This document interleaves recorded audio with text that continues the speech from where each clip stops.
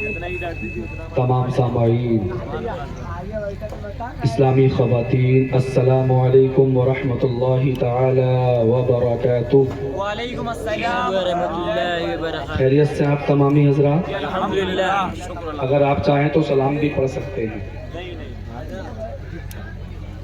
اگر آپ چاہیں تب، نہیں کیونکہ تقریباً 3:15 بجنے والے ہیں اور ماشاءاللہ آپ بہت اچھے انداز میں بیٹھے ہیں۔ لگ رہا ہے کہ واقعی جلسہ اب شروع ہو رہا ہے۔ اچھا، جتنے لوگ واقعی سننا چاہتے ہیں محبت کے ساتھ دونوں ہاتھ اٹھا کے بولتے ہیں سبحان اللہ۔ سبحان اللہ۔ ماشاءاللہ، اللہ پاک آپ کے مستقبل کو روشن فرمائے، اللہ پاک آپ کے اقبال میں بلندیاں عطا فرمائے۔ میں بہت تیزی کے ساتھ آگے بڑھتا ہوں اور بہت کم وقت میں لوں گا، اور انشاءاللہ آپ کی سوچ سے پہلے اپنی بات کو میں مکمل کر دوں گا۔ بس جتنی دیر بھی بیٹھے ہیں سنیں دل سے اور ثواب کی نیت سے بیٹھیں۔ فجر کی اذان بھی ہو جائے گی تو آپ کو احساس نہیں ہوگا، اگر ثواب کی نیت سے اور دل سے بیٹھیں گے، اور آپ بیٹھے ہیں دل سے، اللہ آپ کو سلامت رکھے۔ ایسا مجمع واقعی کبھی کبھی ملتا ہے اور کہیں کہیں ملتا ہے، جو مجھے ابھی 3:15 بجے ملا۔ بہت اچھی گفتگو خطیب اعظم ہندوستان حضرت العلامہ حضرت علامہ مولانا علاء الدین احمد صاحب قبلہ قادری سے آپ نے سماعت کی، اچھی نظامت نقیب ہندوستان ماہر شعر و سخن حضرت العلامہ حضرت علامہ مولانا اسرائیل اختر مسعودی کانپوری سے آپ نے ماشاءاللہ بہت اچھے شعر سنے، اور باقی انہیں حق ہے نظامت کا، بہت اچھی یہ نظامت کرتے ہیں اور پورے ہندوستان کا سفر بڑی تیزی کے ساتھ کر رہے ہیں ماشاءاللہ۔ شاہکار ترنم واصف شاہ ہدا فرحت مدھوپوری صاحب قبلہ سے بھی ماشاءاللہ آپ نے سنا، شاعر ہندوستان طفیل شمسی صاحب قبلہ سے بھی سنا، دیگر علماء سے آپ نے سنا، تمام ذمہ دار علماء، خطبہ، شعراء، اس ادارے کے ذمہ دار اساتذہ منبر رسول پہ موجود ہیں۔ میں آپ کو محبت سے ایک مرتبہ اور سلام کرتا ہوں، السلام علیکم۔ الحمدللہ الحمدللہ وکفا وسلام علی عبادہ الذین اصطفیٰ، اما بعد فاعوذ باللہ من الشیطان الرجیم، بسم اللہ الرحمن الرحیم، لا تبدیل لکلمات اللہ، صدق اللہ مولانا العظیم، وبلغنا رسولہ النبی الامین المتین الکریم، ونحن علی ذلک لمن الشاہدین والشاکرین، والحمد للہ رب العالمین۔ اعلیٰ حضرت عظیم البرکت مجدد دین و ملت الشاہ امام احمد رضا خان فاضل بریلوی قلم اٹھاتے ہیں، لکھتے ہیں، یا رسول اللہ پیش حق مزدہ شفاعت کا سناتے جائیں گے، آپ روتے جائیں گے، ہم کو ہنساتے جائیں گے، وسعتیں دی ہیں خدا نے دامن محبوب کو، جرم کھلتے جائیں گے، آقا چھپاتے جائیں گے، جرم کھلتے جائیں گے، آقا چھپاتے جائیں گے۔ اور اعلیٰ حضرت فرماتے ہیں، ان کی مہک نے دل کے غنچے کھلا دیے ہیں، جس راہ چل دیے ہیں کوچے بسا دیے ہیں، اللہ کیا جہنم اب بھی نہ سرد ہوگا، رو رو کے مصطفیٰ نے دریا بہا دیے ہیں، رو رو کے مصطفیٰ نے دریا بہا دیے ہیں۔ آئیے عقیدت و محبت کے ساتھ بآواز بلند نبی کی بارگاہ میں پڑھیں درود پاک، اللہم صلی علی سیدنا و شفیعنا و حبیبنا و مولانا محمد صلی اللہ تعالی علیہ وسلم۔ قابل مبارکباد ہے اراکین کمیٹی دارالعلوم مدرسہ اہل سنت نور الاسلام کے تمام ذمہ دار اساتذہ، حضرت قاری اعظم صاحب قبلہ، محترم قاری صلاح الدین صاحب قبلہ، محترم قاری محمد انس صاحب قبلہ، مبارکباد کے مستحق ہیں آپ تمامی حضرات بھی۔ آپ کے اس ادارے سے ماشاءاللہ 2 بچے حافظ قرآن بن کے نکل رہے ہیں، دو پھول اس ادارے میں کھلے ہیں۔ یاد رکھو مسلمانوں، بڑی بات ہے اگر آپ کا ادارہ سال میں ایک حافظ بھی آپ کو دے تو یہ بہت بڑی بات ہے، کیونکہ آج کے اس پرفتن ترقی یافتہ دور میں ایک حافظ قرآن بھی بڑی مشکل سے بنتا ہے۔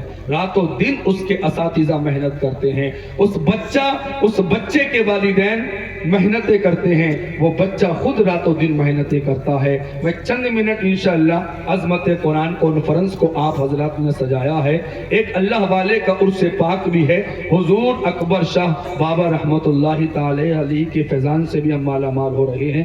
جہاں تک سیٹی نہیں مارے وہاں تک میرے بھائی آواز کھول دیں، اچھا ساؤنڈ آپ کا ہے، تھوڑی گونج پیدا کیجئے اور اس کی بیس بن کر کے ٹریول سے اس کی آواز کو بڑھائیے، مہربانی ہوگی تاکہ بولنے میں آسانی ہو، اور الحمدللہ مجھے امید ہے آپ دل سے سماعت کرنے کی کوشش کریں گے۔ اب میں بڑی تیزی کے ساتھ آگے بڑھتا ہوں، بہت اچھے شعر حضرت سے سنیں۔ ایک شعر پڑھتا ہوں، کلمہ قرآن مذہب و کعبہ بچا لیا، ایک سجدہ حسین نے کیا کیا بچا لیا۔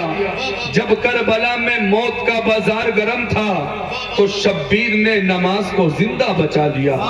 ہم عاصیوں کو مل سکے نسبت حسین کی، اس واسطے حسین نے بیٹا بچا لیا، اس واسطے حسین نے بیٹا بچا لیا۔ اللہ رب العزت قرآن مقدس میں ارشاد فرماتا ہے، لا تبدیل لکلمات اللہ، اللہ کے کلام میں کوئی تبدیلی نہیں، اللہ کے کلام میں کوئی چینجنگ نہیں، اللہ کے کلام میں کوئی چینجنگ نہیں۔ جس طریقے سے اللہ رب العزت نے اپنے محبوب پر قرآن مقدس کو نازل فرمایا تھا، خدا کی قسم مسلمانوں یہ قرآن آج بھی ویسا ہی موجود ہے، نہ قرآن کا پیش مٹا ہے، نہ قرآن کا زبر مٹا ہے، نہ قرآن کا زیر مٹا ہے، نہ قرآن کا حرف مٹا ہے، نہ قرآن کی کوئی صورت مٹی ہے، نہ قرآن کی سورہ بقرہ مٹی ہے، نہ قرآن کی سورہ آل عمران مٹی ہے، نہ قرآن کی خدا کی قسم چھوٹی سے چھوٹی صورت مٹی ہے۔ جس طریقے سے اللہ رب العزت نے اپنے محبوب پر قرآن نازل فرمایا تھا، آج بھی یہ قرآن ویسا ہی موجود ہے۔ قرآن کے علاوہ جتنی آسمانی کتابیں ہیں ان کتابوں کے اندر خدا کی قسم ان کے ماننے والوں نے رد و بدل کر دیا، لیکن قرآن آج بھی ویسا ہی موجود ہے۔ اس کی وجہ کیا ہے؟ اس کی وجہ یہ ہے قرآن کی حفاظت کرنے والا کوئی دنیا دار نہیں ہے، قرآن کی حفاظت کرنے والا کوئی گونڈا کا رہنے والا نہیں ہے، قرآن کی حفاظت کرنے والا کوئی پاکستان کا رہنے والا نہیں ہے، قرآن کی حفاظت کرنے والا کوئی ہندوستانی نہیں ہے، بلکہ قرآن کی حفاظت کرنے والا خود اللہ رب العزت ہے۔ اٹھاؤ قرآن مقدس، کھولو 14واں پارہ، اللہ قرآن میں فرماتا ہے اِنَّا نَحْنُ نَزَّلْنَا الذِّكْرَ وَإِنَّا لَهُ لَحَافِظُونَ۔ اللہ فرماتا ہے بے شک ہم نے قرآن کو نازل کیا، ہم ہی اس کی حفاظت کرنے والے ہیں۔ کل بھی لوگ قرآن کو مٹانا چاہتے تھے، کل بھی لوگ مسلمانوں کو مٹانا چاہتے تھے، کل بھی لوگ اسلام کو مٹانا چاہتے تھے، کل ابو لہب قرآن کو مٹانا چاہتا تھا، کل ابو جہل اور اس کی کمپنی قرآن کو مٹانا چاہتی تھی۔ آج بھی کچھ لوگ ہیں کہتے قرآن کو مٹا دیا جائے گا، قرآن سے 26 آیتوں کو مٹا دیا جائے گا۔ لوگوں یاد رکھو، نہ قرآن کل مٹا تھا نہ آج مٹا ہے، قیامت تو آ سکتی ہے، قرآن کے کوئی حرف بھی نہیں مٹا سکتا۔ اس لیے قرآن کی حفاظت کرنے والا خود اللہ رب العزت ہے۔ لیکن آج ہم اپنی زندگی پر غور کریں، اپنے معاشرے کا جائزہ لیں۔ آج ہمارے گھروں کے اندر قرآن کی تلاوت نہیں ہوتی، آج ہم کہتے پریشان ہے، آج ہم کہتے بیمار ہیں، آج ہم کہتے غریبی نے گھیر لیا، برکت نہیں ہوتی۔ لوگوں قادری مراد آباد سے چل کر آیا ہے، کچھ ایسی قیمتی باتیں آج آپ کو بتائے گا، انشاءاللہ ساری زندگی وہ باتیں آپ کے کام آئیں گی، آپ کا بیٹھنا ضائع نہیں جائے گا، انشاءاللہ کچھ نہ کچھ ملے گا۔ لوگوں چاہتے ہو ترقیاں آپ کو ملے، لوگوں چاہتے ہو برکتیں آپ کو ملے، لوگوں چاہتے ہو آپ کے گھر سے غریبی دور ہو جائے، لوگوں چاہتے ہو آپ کے گھر سے بیماری دور ہو جائے، تو اللہ کے قرآن کی تلاوت کیا کرو، اللہ کے مقدس قرآن کو پڑھا کرو۔ ہر چیز کا علاج قرآن کے اندر ہے، لیکن آپ ہو قرآن پڑھتے نہیں۔ ہاں ہمارے گھر میں قرآن تو رکھا ہے، لیکن ہم نے اسی قرآن کو اتنی اونچی جگہ رکھ دیا، ہمارا ہاتھ اس قرآن تک نہیں پہنچتا، ہم قرآن کو نہیں کھولتے،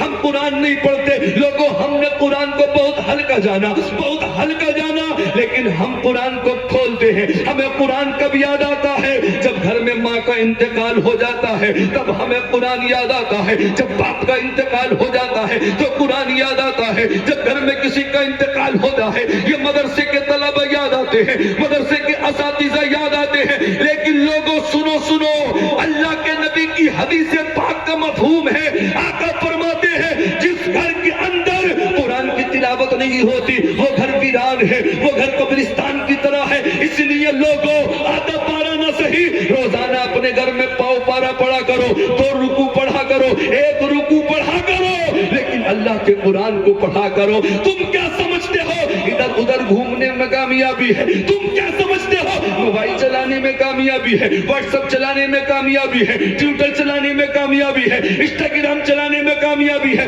لوگوں نانا، اگر کامیاب ہونا چاہتے ہو تو قرآن کی تلاوت کیا کرو، کامیاب ہونا چاہتے ہو نماز پڑھ پڑھ کے زندگی کو گزارا کرو۔ اس لیے کامیابی موبائل چلانے میں نہیں ملے گی، کامیابی ملے گی تو قرآن پڑھنے سے ملے گی، کامیابی ملے گی سر سجدے میں رکھنے سے ملے گی، کامیابی ملے گی مدرسے کے طلباء سے محبت کرنے میں ملے گی۔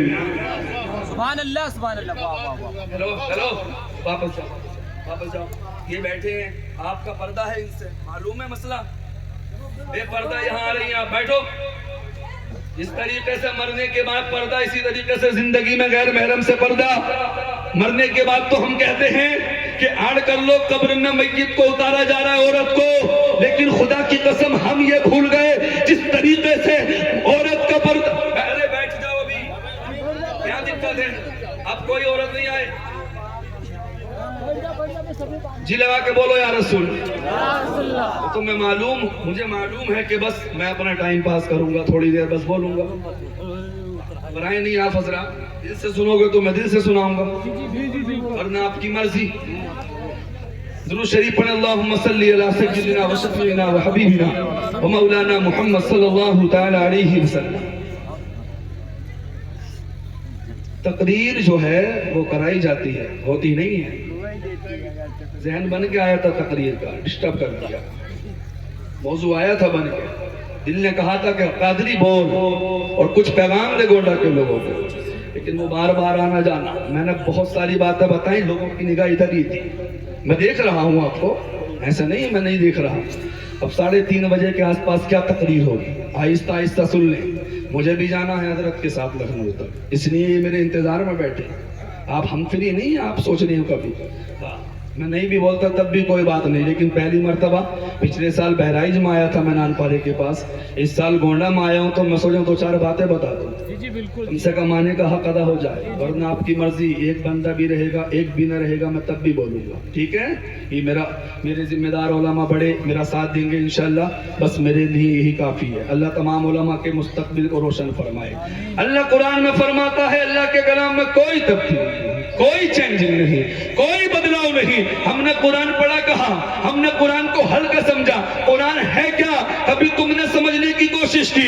ارے یہ وہی قرآن ہے، اسی قرآن کی خاطر کربلا کے میدان میں میرے حسین نے 6 مہینے کے علی اصغر کو قربان کر دیا۔ لوگوں یہ وہی قرآن ہے، اسی قرآن کی خاطر کربلا کے میدان میں حضرت امام حسین نے خدا کی قسم حضرت علی اکبر کو قربان کر دیا۔ یہ وہی قرآن ہے، اسی قرآن کی خاطر کربلا کے میدان میں میرے آقا امام حسین نے حضرت عباس کے بازوؤں کو کٹوا دیا۔ اور ذہن کو قریب کیجئے تو آپ کو پتہ چلے گا یہ وہی قرآن ہے۔ اسی قرآن کے اندر ایک سورت ہے جس کا نام سورہ ملک ہے، اللہ کے نبی کی حدیث پاک کا مفہوم ہے۔ آقا ارشاد فرماتے ہیں جو روزانہ سورہ ملک کی تلاوت کر کے سوتا ہے بعد مرنے کے جب وہ اپنی قبر میں جائے گا اللہ اس کی قبر کو جنتی باغوں میں سے ایک باغ بنا دے گا۔ لوگوں سنو سنو، یہ وہی قرآن ہے، اسی قرآن کے اندر ایک سورت ہے جس کا نام سورہ واقعہ ہے، اللہ کے نبی کی حدیث پاک کا مفہوم ہے۔ آقا نے ارشاد فرمایا جو روزانہ اپنے گھر میں سورہ واقعہ پڑھے گا اللہ اس کے گھر سے غریبی کو دور فرما دے گا۔ لوگوں یہ وہی قرآن ہے، اسی قرآن کے اندر ایک سورت ہے جس کا نام سورہ ملک ہے، جس کا نام سورہ اخلاص ہے۔ اللہ کے نبی فرماتے ہیں جو 3 مرتبہ سورہ اخلاص کی تلاوت کرتا ہے اللہ اس کو ایک قرآن کا ثواب عطا فرماتا ہے۔ لوگوں سنو سنو، یہ وہی قرآن ہے، اسی قرآن کے اندر ایک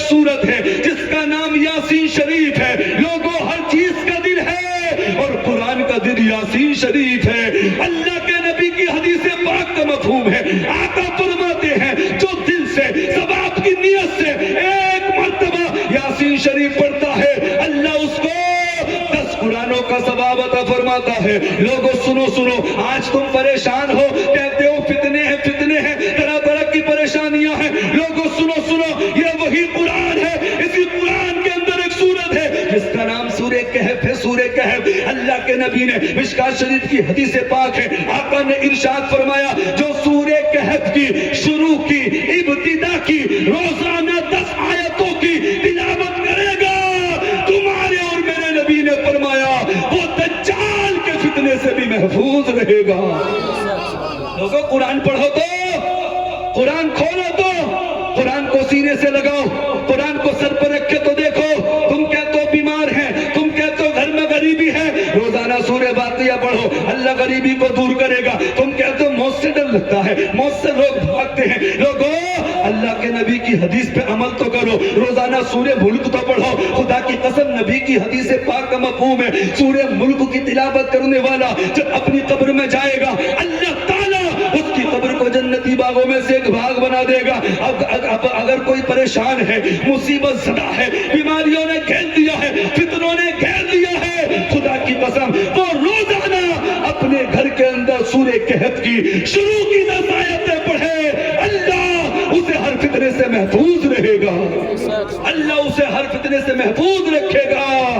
لیکن ہم قرآن نہیں پڑھتے, ہمیں قرآن پڑھنے میں دل نہیں لگتا, ہمارا قرآن سننے میں دل نہیں لگتا. آ رہا ہے رمضان کا مہینہ, کچھ جگہ کہہ دیتے مولانا تو تراویح پڑھانے والے سے مولانا صبا پڑھنا 27 میں پورا ہوتا ہے. لیکن خدا کی قسم ہم نے قرآن کو اتنا ہلکا جانا, ہمارا نہ قرآن پڑھنے میں دل لگتا نہ قرآن سننے میں دل لگتا. لوگوں تم نے نام سنا ہوگا حضرت امام اعظم ابو حنیفہ کا, جن کے مسلک کی ہم پیروی کرتے ہیں. لوگوں جو کہتے قرآن میں دل نہیں لگتا, دل نہیں لگتا, سبا سبا پڑھنا قرآن, سبا پڑھنا, سبا پارا پڑھنا نماز تراویح میں ہم سے زیادہ نہیں سنا جاتا. لوگوں امام اعظم ابو حنیفہ کی شان دیکھیں, ان کا مقام و مرتبہ دیکھیں. آپ کو قرآن پڑھنے کا کتنا شوق تھا, اللہ اکبر مسلمانوں. حضرت امام اعظم ابو حنیفہ رمضان المبارک کے مہینے میں 61 قرآن ختم کیا کرتے تھے, 30 قرآن دن میں پڑھتے تھے, 30 قرآن رات میں پڑھتے تھے, 1 قرآن نماز تراویح میں پڑھتے تھے. اور یہ وہی امام اعظم ابو حنیفہ ہیں جن کے بارے میں نے روایت کے اندر پڑھا, امام اعظم ابو حنیفہ نے 45 سال تک عشاء کے وضو سے فجر کی نماز کو پڑھا ہے. لوگوں اور سنو, یہ وہی امام اعظم ابو حنیفہ ہیں جس مکان کے اندر آپ کا وصال ہوا, آپ کا انتقال ہوا, اسی مکان میں انتقال سے پہلے آپ نے 7000 مرتبہ قرآن کو مکمل کر دیا. لوگوں اور سنو, یہ وہی امام اعظم ابو حنیفہ ہیں جن کے بارے میں بریلی کے امام اعلیٰ حضرت نے فرمایا, خدا کی قسم امام اعظم ابو حنیفہ کا اعلیٰ حضرت نے لکھا ہے کہ امام اعظم ابو حنیفہ کا 30 سال کا یہ معمول تھا, آپ روزانہ ہر رات پہلی رکعت میں 1 قرآن مکمل کر دیا کرتے تھے. یہ امام اعظم ابو حنیفہ کی شان تھی, یہ ان کا مقام و مرتبہ تھا. 30 سال کا آپ کا یہ معمول رہا, آپ روزانہ ہر رات پہلی رکعت میں 1 قرآن مکمل کر دیا کرتے تھے. لیکن آج ہم نہ قرآن پڑھتے اور نہ قرآن سنتے اور نہ قرآن پڑھنے والوں کی تعظیم کرتے, نہ قرآن پڑھانے والوں کی تعظیم کرتے, نہ ائمہ کی تعظیم کرتے. لوگوں سنو, یہ مدرسے کے طلبہ بیٹھے ہیں, جانتے ہو ان کا مقام و مرتبہ کیا ہے؟ جب یہ طلبہ اللہ چلتے ہیں, اللہ کے نورانی فرشتے ان کے قدموں کے نیچے اپنے پروں کو بچھا لیا کرتے ہیں. اور تمہارے میرے نبی نے فرمایا فمن اکرمہ فقد اکرمنی. نبی فرماتے ہیں جس نے حافظ قرآن کی عزت کی گویا اس نے میری عزت کی. یہ علماء موجود ہیں, ان کے چہرے کو دیکھنا ثواب, ان کے چہرے کو دیکھنا ثواب, ان کے پاس بیٹھنا ثواب, ان کے ہاتھوں کو چومنا ثواب. اور مصطفیٰ نے فرمایا الماہر بالقرآن مع السفرۃ الکرام البررہ. آقا فرماتے ہیں قرآن کا عالم قیامت کے دن معزز فرشتوں کے ساتھ ہوگا. یہ قرآن پڑھنے والوں کی شان ہے, جس نے قرآن کے حلال کو حلال جانا, حرام کو حرام جانا, ایسا قرآن پڑھنے والا, ایسا قرآن کا عالم قیامت قیامت کے دن معزز فرشتوں کے ساتھ ہوگا. ہم اپنے بچوں کو قرآن نہیں پڑھاتے, مدرسہ نور الاسلام میں نہیں بھیجتے. مولانا کیوں نہیں بھیجتے؟ کسی مولانا نے کہا بھائی کیوں نہیں بھیجتے؟ کہا مولانا مدرسے میں بھیجیں گے بچہ کتنا کمائے گا؟ 10,000 ملیں گے, 15,000 ملیں گے. لوگوں مجھے بتاؤ تو صحیح, مدرسے کے مدرسین کی تنخواہیں کتنے کی؟ کس نے 15,000 کی, کس نے 12 کی؟ ہم ہی 10,000 ان کی تنخواہ کرنے والے ہیں, ہم ہی 12,000 ان کی تنخواہ کرنے والے ہیں, ہم ہی 15,000 ان کو تنخواہ دینے والے ہیں. اگر ہم نے ان کی تنخواہیں 30,000 رکھی ہوتی, اگر ہم نے ان کی تنخواہیں 40,000 رکھی ہوتی, تو خدا کی قسم ہر بستی کا امیر سے امیر اپنے بچے کو حافظ قرآن بناتا. لیکن ہم نے ان کو تنخواہ نہ دی. اگر کوئی معاملہ آ جائے تنخواہ بڑھانے کا, مولانا کہنے لگے 1,000 روپے بڑھا دو, مہنگائی کا دور ہے, تو ہمارا دم نکل جاتا ہے, ہم بلبلا اٹھتے ہیں, ہم پریشان ہو جاتے ہیں. مولانا کیا کرو گے؟ پچھلے سال تو 1,000 روپے بڑھائے تھے, پچھلے سال تو 500 روپے بڑھائے تھے. لوگوں ایک پیغام قادری دینا چاہتا ہے, اگر مسجد کا امام خوش ہے تو پوری بستی خوشحال ہے. مدرسے میں پڑھانے والا مدرس خوش ہے, خدا کی قسم پوری بستی پہ اللہ کی رحمتیں نازل ہے. ان کی خدمت کرو, ان سے محبت کرو. یہ 2 حافظ تمہیں دیے ہیں, قاری اعظم صاحب, قاری انس صاحب, محترم قاری صلاح الدین صاحب قبلہ نے. جانتے ہو ان طلبہ کا مقام کیا ہے؟ میں انشاءاللہ اسی موضوع پہ اپنی بات کروں گا. میری یہ عادت بھی ہے, جو موضوع ہوتا ہے قادر اللہ کے فضل سے اور اساتذہ کی دعاؤں سے اسی موضوع پہ بولنے کی کوشش کرتا ہے.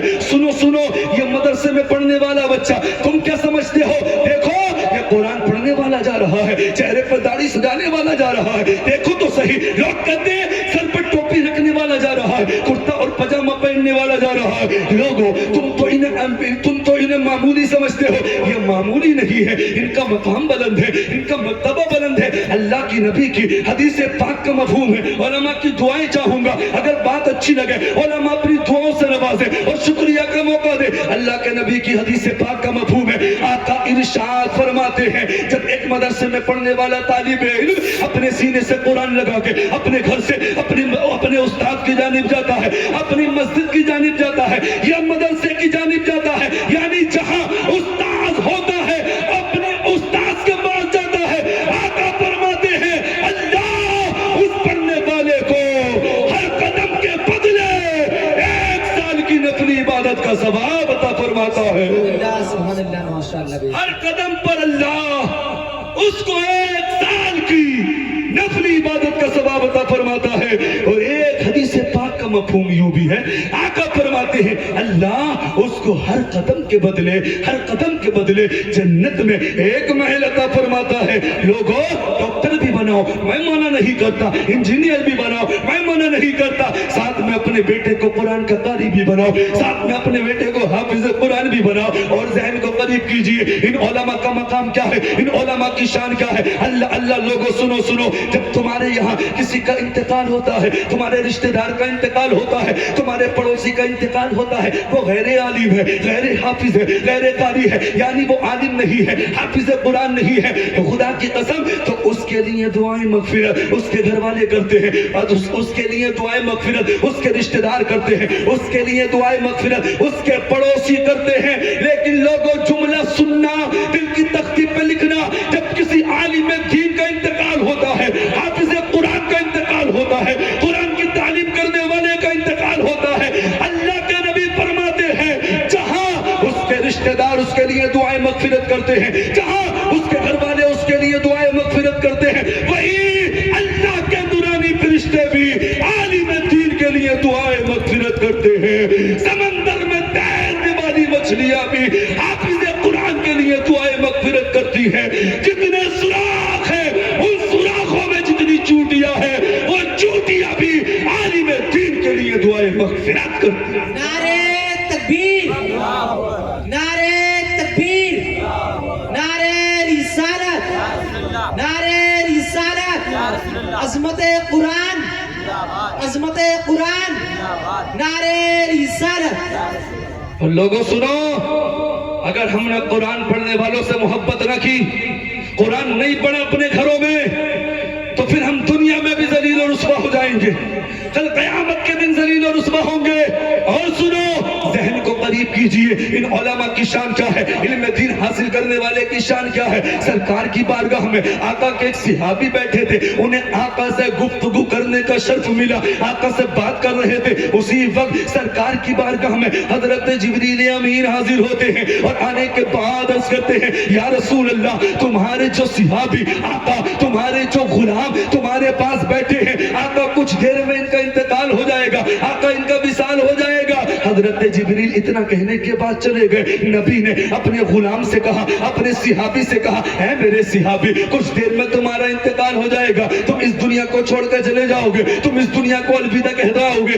हजरत मोहतरम, जब मेरे नबी ने इतना कहा, इतना कहने के बाद आका के सहाबी ने अल्लाह अल्लाह इतना सुना, तो आका के सहाबी परेशान न हुए, आका के सहाबी को पसीना पसीना न हुए। हजरत मोहतरम, आका के सहाबी को पसीना न आया, घबराए नहीं, बल्कि सरकार की बारगाह में अर्ज किया, या रसूल अल्लाह, अगर कुछ देर के बाद मेरा इंतकाल हो जाएगा, आका मुझे कोई अमल बता दो, आका मुझे कोई वजीफा बता दो, ताकि मैं उस अमल को कर रहा हूँ, मेरी रूह निकल रही हो, अल्लाह भी मुझसे राजी हो जाए, अल्लाह का नबी भी राजी हो जाए। तो मेरे मुस्तफा ने फरमाया, अब तुमने सुनना, आखिरत की तैयारियां करना, किस तरीके से आखिरत की तैयारी करनी है। नबी ने फरमाया, मेरे सहाबी, अगर तू चाहता है कि तेरी रूह निकले, तू अच्छा अमल करे, तो तू इल्म दीन हासिल करना शुरू कर दे, बुखारी शरीफ पढ़ना शुरू कर दे, मिशकात शरीफ पढ़ना शुरू कर दे, कुरान पढ़ना शुरू कर दे।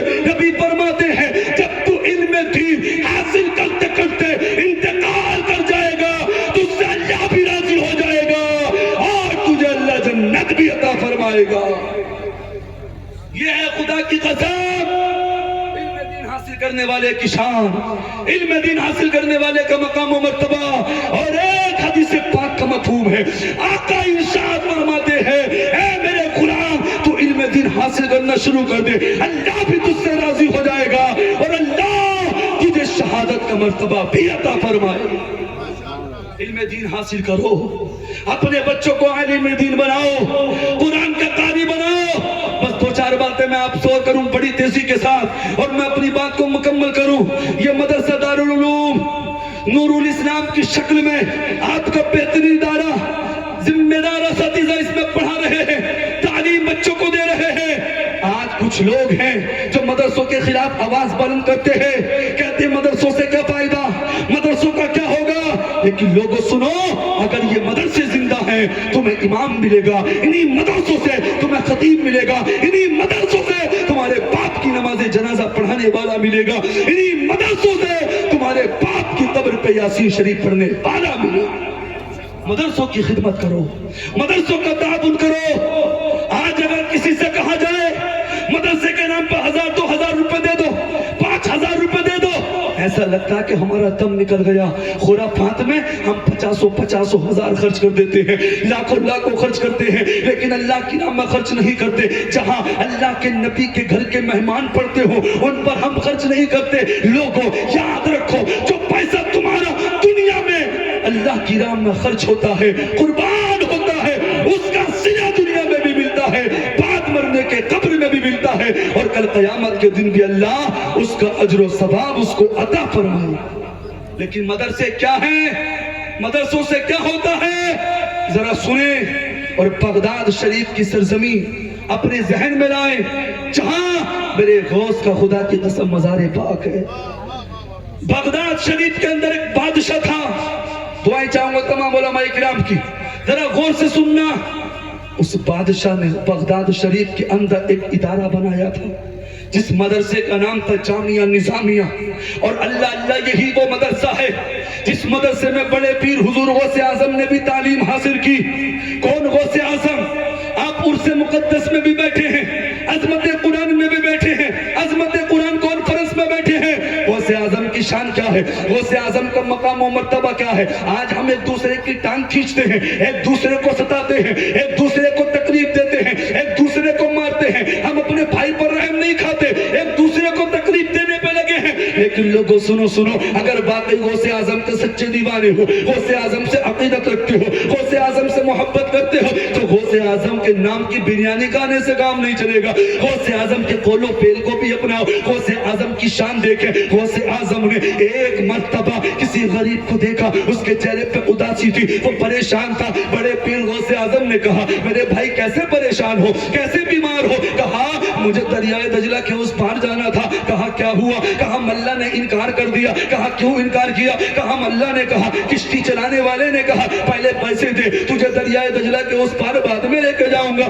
کہا غوث اعظم سے میں غریب ہوں. وہ غریب کہتا میرے پاس 1 روپیہ بھی نہیں, 1 روپیہ بھی نہیں, میں دریا کے اس پار کیسے جاؤں؟ اللہ اللہ. راوی کہتے ہیں ابھی اس غریب کی بات مکمل نہیں ہوئی تھی, اتنے میں بارگاہ غوثیت میں ایک شخص آیا. آنے کے بعد غوث اعظم کو ایک شخص نے آ کر ایک تھیلی دی. خدا کی قسم تھیلی دینے کے بعد وہ چلا گیا. غوث اعظم نے اللہ اللہ اس تھیلی کو کھول کے دیکھا. اس تھیلی کے اندر سونے کے 30 سکے تھے, 30 دینار تھے. غوث اعظم نے وہ 30 کے 30 دینار اس غریب کو دیے اور دینے کے بعد کہا جا اس ملا سے کہہ دے آج کے بعد کسی غریب کو دریا کے اس پار لے جانے سے انکار نہ کرے. یہ غوث اعظم نے عبد القادر نے 30 سونے کے سکے تیرے لیے بھیجے ہیں. تبھی تو کسی نے کہا ہے اسیروں کے مشکل کشا غوث اعظم, فقیروں کے